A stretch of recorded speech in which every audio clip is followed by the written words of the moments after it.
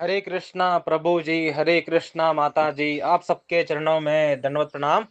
तो पुरुषोत्तम मास चल रही है और हम पुरुषोत्तम मास के महिमा के ऊपर ऑडियोज रिकॉर्ड कर रहे हैं। और आज हम पुरुषोत्तम मास की और एक महिमा को बताने वाले हैं। ये कथा भी स्कंद पुराण में ही आती है। ये कथा की शुरुआत होती है जब द्रौपदी के साथ चीरहरण हुआ है, और चीरहरण के बाद दुर्योधन फिर से पांडवों को बुलाते हैं और बोलते हैं कि हम एक लास्ट बार गेम खेलेंगे, और इस गेम में अगर आप जीत गए, एक ही गेम होगा, केवल ओनली वन गेम, अगर आप जीत गए तो आपको सारा राज्य हम दे देंगे, और अगर आप हार गए तो आपको 12 साल वनवास और 1 साल अज्ञातवास में जाना पड़ेगा। तो सेकेंड टाइम फिर से जब प्रपोजल आया, तो इस बार फिर से हमारे युधिष्ठिर महाराज पार्टिसिपेट करते हैं प्रपोजल में, और absolutely Shakuni mama had special, है ना, डाइस, जिसके कारण युधिष्ठिर महाराज हार गए और उनको अपनी पत्नी के साथ जाना पड़ा वनवास को। और वनवास में जाते जाते जब सारे पांडव काम्यक वन में आए, तो वहां पर उनसे मिलने के लिए भगवान श्री कृष्ण आते हैं। भगवान श्री कृष्ण आने के बाद द्रौपदी, पांडव सब अश्रु बहाते हैं। द्रौपदी तो अत्यंत ज्यादा रोती है कि हे सखा, हे कृष्ण, आप तो मेरे मित्र हैं, फिर भी देखो मेरे साथ कितना बुरा हुआ है। पूरे सभा के सामने, जहां पर भीष्माचार्य थे, द्रोणाचार्य थे, कृपाचार्य थे, ऐसे महान हस्ती थे, उनके सामने मेरा चीरहरण हुआ है, किसी ने नहीं रोका। कितना अपमान हुआ आपके दोस्त का। आप तो मुझे अपना सखी मानते हैं, और आपके सखी होकर के भी मुझे कितना अपमान झेलना पड़ा। पांडवों ने कहा, युधिष्ठिर महाराज ने कहा कि हम आपके हम आपके कजिन ब्रदर्स हैं, फिर भी हमें कितना कष्ट झेलना पड़ा, है ना, हमें अपमानित होना पड़ा। दुर्योधन ने भर सभा में मेरी पत्नी की अपमान की। तो इस प्रकार से सब लोग कंप्लेंट कर रहे थे भगवान श्री कृष्ण के सामने। तो भगवान श्री कृष्ण सुनते रहे कंप्लेंट्स को, और अत्यंत गुस्सा हो गए दुर्योधन पर, कि दुर्योधन इतना नीच व्यक्ति, मेरे भक्तों पर इतना उसने अन्याय किया है, उसका सर्वनाश होके रहेगा। इस प्रकार से भगवान श्री कृष्ण ने घोषणा किया। और उसके बाद भगवान श्री कृष्ण अत्यंत करुणामय हो गए। उनको बहुत ज्यादा दुख होने लगे कि मेरे सखी हमारे द्रौपदी को कितना दुख अनुभव करना पड़ा। तब हमारे युधिष्ठिर महाराज एक बहुत ही सुंदर प्रश्न करते हैं भगवान श्री कृष्ण जी से, कि हे कृष्ण, हमने ऐसा क्या पाप कर्म किया था कि हमें इतना महान दुख भोगना पड़ा? हमने ऐसे क्या पिछले जन्म में कौन सी गलती की थी, कौन सा अपराध किया था, कौन सा पाप किया था, जिसके कारण द्रौपदी को भर सभा में इतने महान हस्तियों के सामने चिरहरण का अपमान सहन करना पड़ा? क्या पाप किया था? तो इसका जवाब देते हुए भगवान श्री कृष्ण कहते हैं कि इसका कारण द्रौपदी खुद है। पिछले जन्म में द्रौपदी एक अत्यंत मेधावी ऋषि, मेधावी मतलब अत्यंत होशियार, वेदों में अत्यंत प्रकार पंडित, ऐसे महान ऋषि की बेटी थी। और उस ऋषि की जो पत्नी थी, वो जब उनकी बेटी अत्यंत बचपन में ही उनकी मां गुजर गई, लेकिन जो मेधावी ऋषि थे, उनको अपनी तपस्या, उनको अपना वेदा अध्ययन, इनमें ही रस था।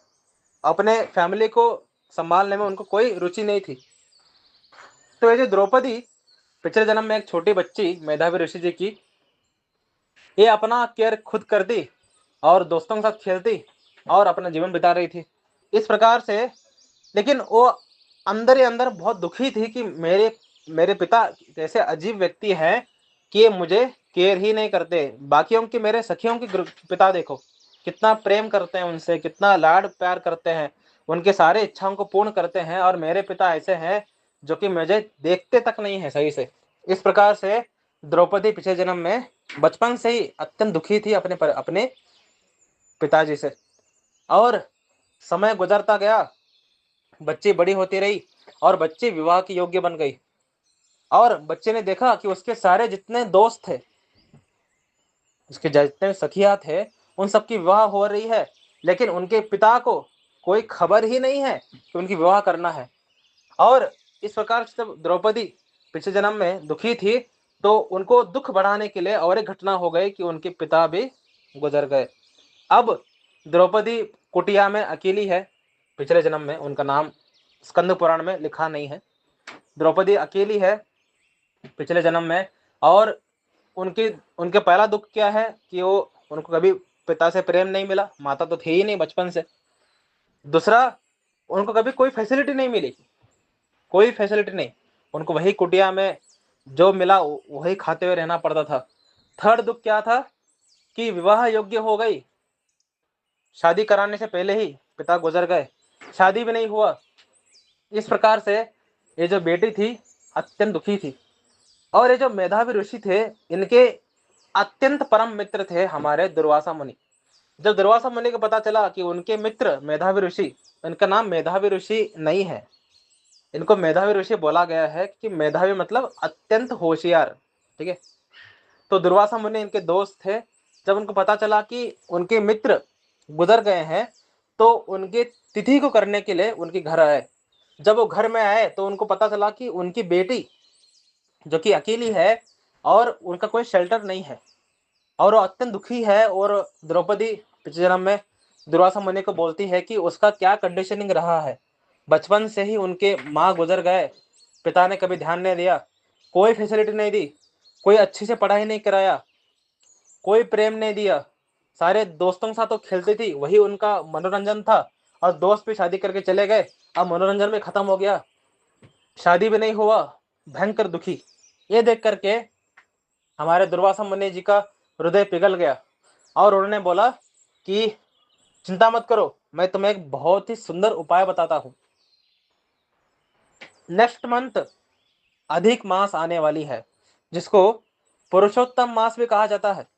ये पुरुषोत्तम मास सारे मासों में सबसे श्रेष्ठ है। सारे मासों में जितना आप भक्ति करते हैं उससे करोड़ों गुना ज्यादा आपको फल पुरुषोत्तम मास में मिलता है। जो कार्तिक मास है उससे भी 16 गुना ज्यादा पावरफुल है पुरुषोत्तम मास। इस पुरुषोत्तम मास में जो व्यक्ति भक्ति करते हैं, वो अल्टीमेटली भगवान श्री कृष्ण के चरणों को प्राप्त करते हैं। वो इस जन्म में शुद्ध भक्ति को प्राप्त करते हैं, इसी जन्म में भाव अवस्था को प्राप्त करते हैं। और इस जन्म के बाद वो गोलोक वृंदावन, वैकुंठ से भी ऊपर गोलोक वृंदावन को प्राप्त करते हैं। और आपको पता है, पुरुषोत्तम मास को नाम खुद भगवान श्री कृष्ण ने दिया था, और उन्होंने पुरुषोत्तम नाम दिया और उनको अपने पत्नी के रूप में स्वीकार किया। इसलिए ये पुरुषोत्तम मास अत्यंत महत्वपूर्ण है। हे बेटी, तुम इस पुरुषोत्तम मास में व्रत करो, तुम्हारे सारे के सारे भौतिक क्लेश खत्म हो जाएंगे, और तुम जीवन के अंत में भगवान श्री कृष्ण के धाम गोलोक वृंदावन को प्राप्त करोगी। इस प्रकार से हमारे दुर्वासा मुनि पुरुषोत्तम मास की महिमा द्रौपदी, जो कि पिछले जन्म में उनका नाम हमें बताया नहीं गया है स्कंद पुराण में, उस बेटे को बताया। लेकिन उस बेटे को पुरुषोत्तम मास का ज्ञान नहीं था, और दुख के कारण उनकी बुद्धि भी ऑलमोस्ट बंद हो गई थी। तो उन्होंने बोला कि हे दुर्वासा मुनि, शायद आप मुझे मूर्ख समझते हैं, शायद आप मेरे उद्धार नहीं चाहते हैं, आप मुझे मल मास की महिमा बता रहे हैं, जिनको सारे के सारे ब्राह्मणों ने तिरस्कार कर दिया है। पूरी दुनिया जिसकी तिरस्कार करती है, ऐसे मास का ऐसे मास में मुझे व्रत करने के लिए कह रहे हैं जिसमें कोई फल नहीं मिलने वाला है। यानी आप मुझे मूर्ख ही समझते हैं, है ना। अकेली बेटी है तो इसको पागल बनाया जा सकता है, इस प्रकार से आप समझते हैं। इस प्रकार से उन्होंने दुर्वासा मुनि की भी निंदा कर दी, उनकी बातों का अवहेलना कर दिया, और सबसे बड़ी अपराध कर दिया उन्होंने कि उन्होंने पुरुषोत्तम मास की अवहेलना कर दी। इस प्रकार से उस बेटी के बातों को सुन करके, आप तो जानते ही हैं दुर्वासा मुनि अत्यंत क्रोधी व्यक्ति है, जो हर एक व्यक्ति को श्राप देते हैं जो कुछ ना कुछ गलती करते हैं। और द्रौपदी पिछले जन्म में दुर्वासा मुनि के सामने इस प्रकार से बात कर दी है, तो दुर्वासा मुनि अत्यंत क्रोधित हो गए। लेकिन उन्होंने देखा कि ये बालिका अज्ञानी है, छोटी बच्ची है, दुख के कारण इस प्रकार बोल रही है और मेरे मित्र की बेटी है। तो मेरे प्रति जिसने इसने जो निंदा किया है और मेरे बातों का जो अवहेलना किया है, इसके लिए मैं इसको श्राप नहीं दूंगा। लेकिन क्योंकि इसने पुरुषोत्तम मास के प्रति अपराध किया है, जो कि सबसे बड़ी आपराधिक बात है, तो इसके वजह से मैं इसको श्राप देता हूं कि हे बेटी, तुमने पुरुषोत्तम मास के प्रति अपराध किया है, इसके कारण तुम इस जन्म में और अगले जन्म में तुम दुख ही दुख भोगोगी। जब इस प्रकार से श्राप दे दिया तो ऑलरेडी जो द्रौपदी पिछले जन्म में अत्यंत दुखी थी कि उनको बचपन से कोई प्रेम नहीं मिला, फैसिलिटी नहीं मिली, पिता ने कभी केयर नहीं किया, पति तक नहीं मिला, पिता भी मर गए, ऑलरेडी 5-6 अलग अलग दुख थे, उसमें दुर्वासा मुनि ने श्राप दे दिया कि तुम कभी सुखी नहीं होंगे, तुम्हें हमेशा दुखी मिलेंगे इस जन्म में और अगले जन्म में। तो द्रौपदी अत्यंत दुखी हो गई कि क्या करे क्या करे। तो एक मुनि ने कहा कि आप आशुतोष भगवान शिव जी की आराधना करें, वो अत्यंत करुणामयी है, वो आपको सहायता कर सकते हैं। इस प्रकार से बोलने पर द्रौपदी, जो कि पिछले जन्म में उनका नाम हमें याद नहीं है तो हम द्रौपदी बोल रहे हैं, तो द्रौपदी ने 9,000 साल तक उन्होंने तपस्या किया। 9,000 साल के बाद भगवान शिवजी उनके सामने प्रकट हो गए। भगवान शिवजी के अत्यंत सुंदर रूप को देख करके द्रौपदी अत्यंत उत्साहित हो गई और भगवान शिवजी ने जब पूछा कि आपको क्या वरदान चाहिए, तो अत्यंत उत्साह में उसने फर्स्ट वाक्य बोला कि मुझे एक ऐसा पति प्राप्त हो जो कि धर्मपरायण हो। शिवजी ने बोला तथास्तु। उसने बोला मुझे ऐसा पति प्राप्त हो जो अत्यंत बलवान हो। शिवजी ने बोला तथास्तु। मुझे एक ऐसा पति प्राप्त हो जो कि सारे के सारे शस्त्र विद्या में निपुण हो, जो कि धनुष्य को चलाने में श्री राम के समान हो या ऑलमोस्ट पावरफुल। तो शिवजी ने बोला तथास्तु। मुझे एक ऐसा पति प्राप्त हो जो कि अत्यंत सुंदर हो। उन्होंने बोला तथास्तु। उन्होंने बोला मुझे एक ऐसा पति प्राप्त हो जो अत्यंत होशियार हो, जो जैसे मेरे पिता थे मेधावी, बिल्कुल उसी तरह या उससे भी बढ़कर होशियार हो। शिवजी ने बोला तथास्तु। तो शिवजी ने आखिरी बार बोलते हैं कि आपने 5 वर मांगे हैं। द्रौपदी ने बोला सॉरी, एक्चुअली ये सारे गुण मुझे एक ही व्यक्ति में चाहिए। शिवजी ने बोला देखिए, इस जगत में ये सारे गुण केवल एक ही व्यक्ति में है, दैट इज भगवान। और आपने इतना अच्छा तो तपस्या नहीं किया था कि आपको भगवान ही प्राप्त हो जाए पति के रूप में, तो आपको 5 पति प्राप्त होंगे। ये सुनने पर द्रौपदी अत्यंत दुखी हो गई। ये क्या, 5 पति? अगर कोई स्त्री अपने पति के अलावा किसी और के पास जाती है, उसको कुलक्षणी, उसको एक अत्यंत हीन भावना से देखा जाता है ऐसे स्त्री को। तो अगर कोई स्त्री के 5 पति हो जाए तो उसका समाज में क्या इज्जत रहेगा। इस प्रकार सोच करके वो अत्यंत दुखी हो गई फिर से वरदान प्राप्त करके, और शिवजी के सामने रोने लग गई कि शिवजी आप तो आशुतोष हैं, आप इस प्लीज ये जो आपने वरदान दिया है इसको वापस ले लीजिए, मुझे केवल एक ही पति दीजिए। शिवजी ने बोला हाँ मैं ऐसा कर सकता हूँ, लेकिन मैं ऐसा नहीं कर सकता क्योंकि तुमने पुरुषोत्तम मास के प्रति अपराध किया है। दुर्वासा मुनि मेरे अंश हैं, मेरे मेरे से अभिन्न है, और क्योंकि तुमने दुर्वासा मुनि के प्रति भी अपराध किया है, इसीलिए क्योंकि मैं तुम पर प्रसन्न हूं, तुम्हारे तपस्या से प्रसन्न हूं, तो तुम्हें 5 पति इस जन्म में नहीं अगले जन्म में प्राप्त होंगे। इस प्रकार बोलने पर द्रौपदी, जो कि पिछले जन्म में उनका नाम हमें याद नहीं है, द्रौपदी मैया दुखी हो गई कि क्या यार मैं, है ना, 5 पतियों की इच्छा कर लिया, पागल हूं मैं। इस प्रकार से शोक में रही और उन्होंने शरीर त्याग दिया। और अगले जन्म में वो द्रुपद महाराज जब यज्ञ कर रहे थे तो उस यज्ञ में प्रकट हो गई एज द्रौपदी, और उनको उस जन्म में सबसे धर्मपरायण युधिष्ठिर फर्स्ट पति के रूप में प्राप्त हुए। उसके बाद सबसे पावरफुल भीम पति के रूप में प्राप्त हुए। सारे शस्त्रों में निपुण धनुर्विद्या में श्री राम जी के समान या उन एब्सोल्युटली श्री राम जी के समान कौन हो सकता है, तो धनुर्विद्या में अत्यंत निपुण श्री अर्जुन उनको पति के रूप में प्राप्त हुए, अत्यंत सुंदर नकुल उनको पति के रूप में प्राप्त हुए, और अत्यंत मेधावी अत्यंत होशियार सहदेव उनको पति के रूप में प्राप्त हुए। इस प्रकार से द्रौपदी को 5 पति प्राप्त हुए, और क्योंकि उन्होंने पुरुषोत्तम मास के प्रति अपराध किया था, उस अपराध के कारण उनका चीर हरण हुआ और उनको समाज के सामने, अनेकों लोगों के सामने अपमान झेलना पड़ा, और इसका इफेक्ट उनके पतियों को भी मिला। तो इस प्रकार से भगवान श्री कृष्ण ने बोला कि द्रौपदी, तुम्हारे पिछले जन्म के इस अपराध के कारण तुम्हें ये दुख प्राप्त हुआ है, तो अब आने वाला जो मास है वो अधिक मास ही है, पुरुषोत्तम मास ही है। तो इस बार तुम लोग गलती मत करना, तुम्हारे सारे के सारे अपराध क्षमा कर सकता है ये पुरुषोत्तम मास। पिछले जन्म में द्रौपदी ने जो गलती की थी, इस बार तुम लोग मत करो, तुम पुरुषोत्तम मास का पालन करो, इसका व्रत करो, और इस मंथ में तुम शुद्ध भक्ति का पालन करिए। इस प्रकार से भगवान श्री कृष्ण उनको कहे कि अगर आप इस मंथ में, पुरुषोत्तम मास में, अगर आप व्रत पालन करोगे, दान धर्म करोगे, ब्राह्मणों को खिलाओगे, देन आपके सारे के सारे अपराध खत्म हो जाएंगे, आप इस जन्म में अत्यंत सुखपूर्वक जीवन जियोगे, और अंत में तुम लोग मेरे धाम गोलोक वृंदावन को प्राप्त करोगे। इस प्रकार से भगवान श्री कृष्ण ने द्रौपदी और पांडवों को पुरुषोत्तम मास की महिमा बताई। और पिछले ऑडियो में, कल के ऑडियो में हमने बोला था कि भगवान श्री कृष्ण ने एक बहुत ही डेंजरस वाक्य बोला था पुरुषोत्तम महीना को, पुरुषोत्तम मास को। वही डेंजरस वाक्य वो पांडवों और द्रौपदी को भी बोलते हैं कि अगर आप पुरुषोत्तम मास का अवहेलना करोगे, अगर आप पुरुषोत्तम मास की इतना महिमा सुनने पर भी इसमें श्रद्धा नहीं रखोगे और इसका झूठ मानोगे, देन आपको नारकीय जीवन प्राप्त होगा।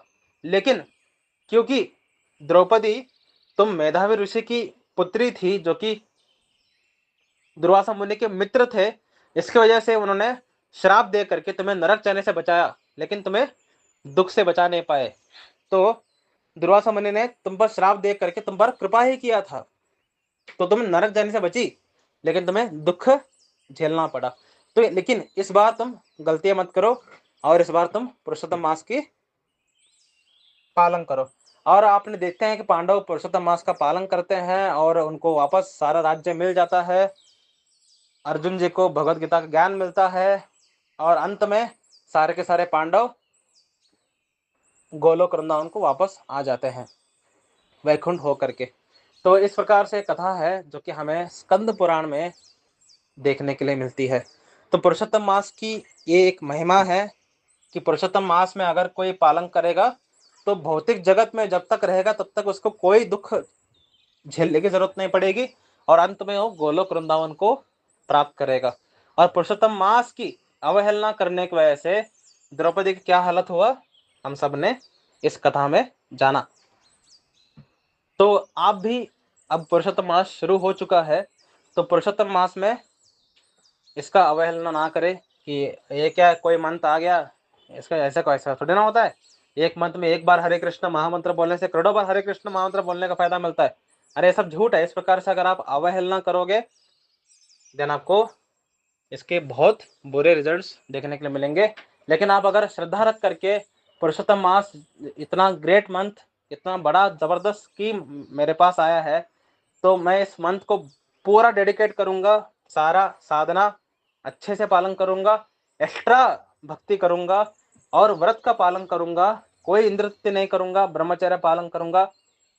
इस प्रकार से अगर आप इस मंथ का पालन करोगे, देन आप अब तक, केवल इस जन्म नहीं, अब तक आपने जितना भक्ति किया है, अनेकों हिस्ट्री से जितना भी निकालो, जितना भक्ति किया है, उन सब से केवल इस मंथ में उससे ज्यादा आप रिजल्ट प्राप्त करोगे अगर आप इस मंथ को श्रद्धा पूर्वक पालन करेंगे। तो मतलब अब तक आपने जितने साल भक्ति किए, उसका जो इफेक्ट है उससे ज्यादा आपको रिजल्ट्स मिलेगा केवल इस मंथ में भक्ति करने की वजह से।